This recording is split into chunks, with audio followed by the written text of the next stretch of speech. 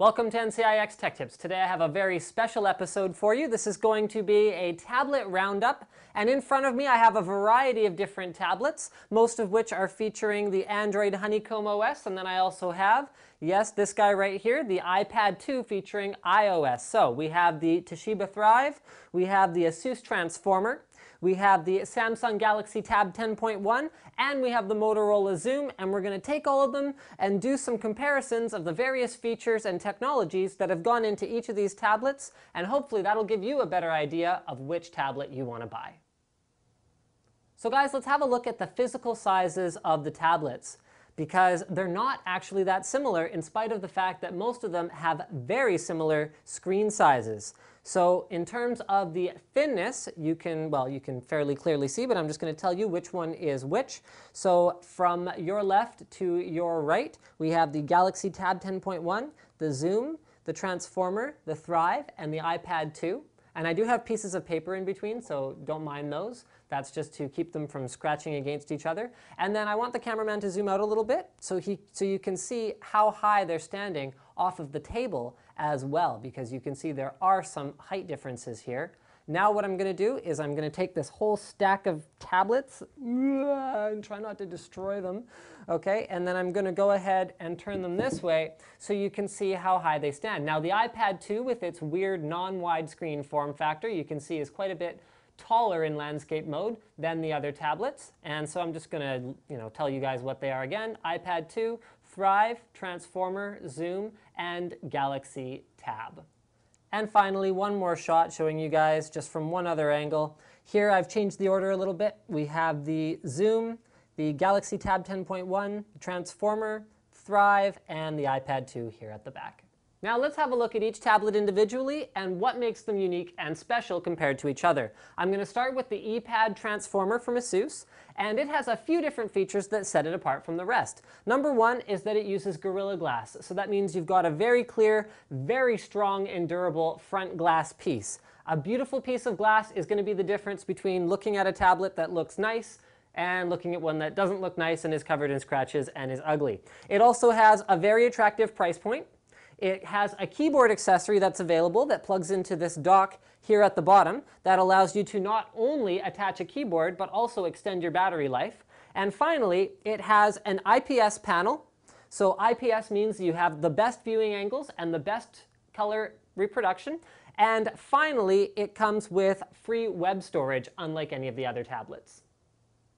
Next up, we've got the Toshiba Thrive, which I would consider kind of the opposite of something like an iPad 2, which is style and elegance, whereas this is more like I would consider rugged and practical. So it's a little bit on the thicker side, but you can see the back here is nice and rubberized and grippy. You can very easily hold on to this particular tablet, and it also goes way overboard on the inputs and outputs that it provides, which I would consider to be a very PC approach as opposed to an Apple approach to things. So check this out. You open up a little flap on the bottom, you have a full-size USB, full-sized HDMI. None of the other tablets have that. And then finally, moving around to the other side, you've got a full-sized SD card for expansion. So that means you can put in an enormous SD card for additional storage, which is something that you simply can't do on an Apple-type device. Last but not least, you can actually take this backplate off, which you can replace with other different colors if you want, and it has a user-replaceable battery. It takes only a couple seconds to open it up,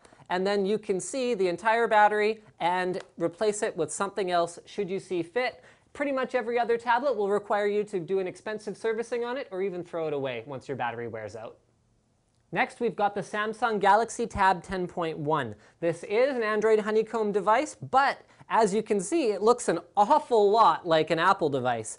It is extremely thin. It is actually the thinnest of all the tablets that are here, and it is also extremely light. It is the lightest of the tablets that are here, which I personally find very comfortable when using it because, I mean, with a tablet, the form factor is so important because maybe you're laying in bed watching a video like this. If it's heavy or cumbersome, it's going to be challenging to hold on to it for an extended period of time like that. Now with the Samsung, I also observed that it has a beautiful, beautiful screen and a very accurate touch screen. Now it doesn't have the same inputs and outputs that some of the other Android devices have. In fact, it doesn't have mini HDMI out or an SD card for expansion, but in terms of the elegance, it is by far the closest to something like an Apple competitor out of the Android tablets. Now, the Motorola Xoom was actually the device that Honeycomb was developed on.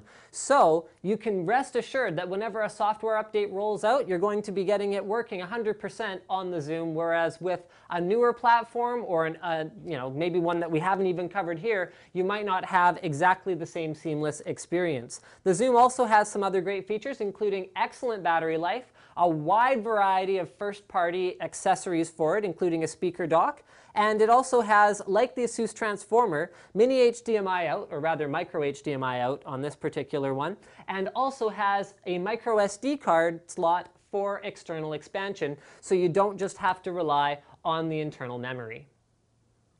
And finally, as more of a reference against which to compare all of our other tablets here today, I have the iPad2. So you guys are probably pretty familiar with this one.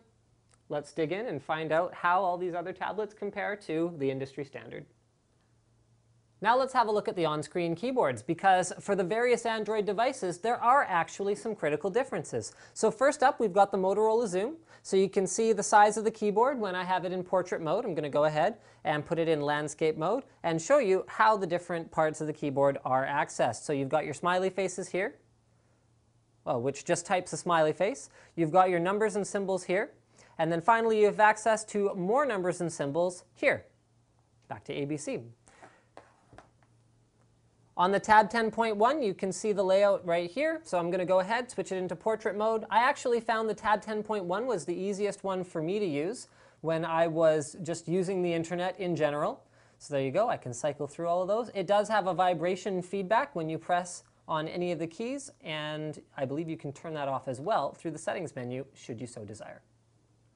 On the iPad Transformer, we find a very unique keyboard layout with very large keys compared to the other Android tablets. So I'm going to go ahead, flip that into landscape mode and show you guys the layout. So here you can access your symbols, so there's a dedicated key for that. Here you can access all the numbers, so it actually has an additional row compared to the other tablets. So if you type numbers a lot, this could be a better keyboard layout for you. You can also make it go away should you desire that as well. The Toshiba Thrive has a more standard Android layout, so it's actually pretty much identical to the Xoom. We'll go ahead and throw that in landscape mode for you there. So you can see here we've got our smiley face, we've got our numbers and symbols, and then we have our more key for more numbers and more symbols. And finally, we have the Apple keyboard. So with the Apple keyboard, you can go ahead and press there, and you have most of your numbers and symbols, and then you go ahead and press that one, and you have access to more numbers and symbols, and that'll take you back to the alphabet. So for our camera image quality evaluation, we're actually going to be looking not only at the camera, but also at the screen. So we're actually forcing each of these tablets to take the picture with their back camera and then display it on their own screen for your evaluation. So I want you guys to look at the color richness, the color depth. So in the green of the tree, in the red of the car.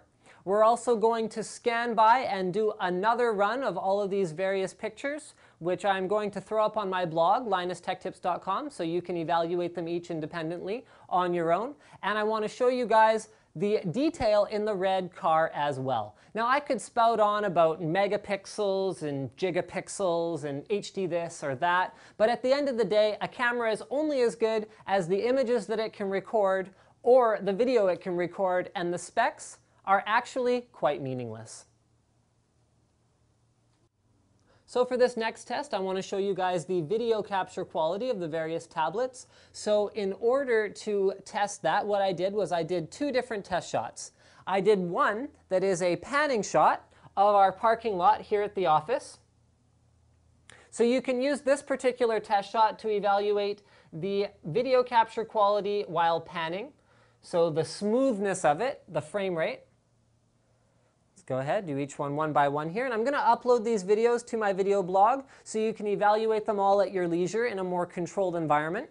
And then I also did another test shot that will be useful not only for evaluating the video capture quality, but hopefully also the audio capture quality. So in this one, I walk across the parking lot, increasing gradually the distance between myself and the camera and the microphone, being careful to speak in the same at the same level so you guys can actually see how the audio recording quality will be affected by distance, bearing in mind that it is also a slightly breezy day, so you can see how the various microphones will capture audio when there is a little bit of interference.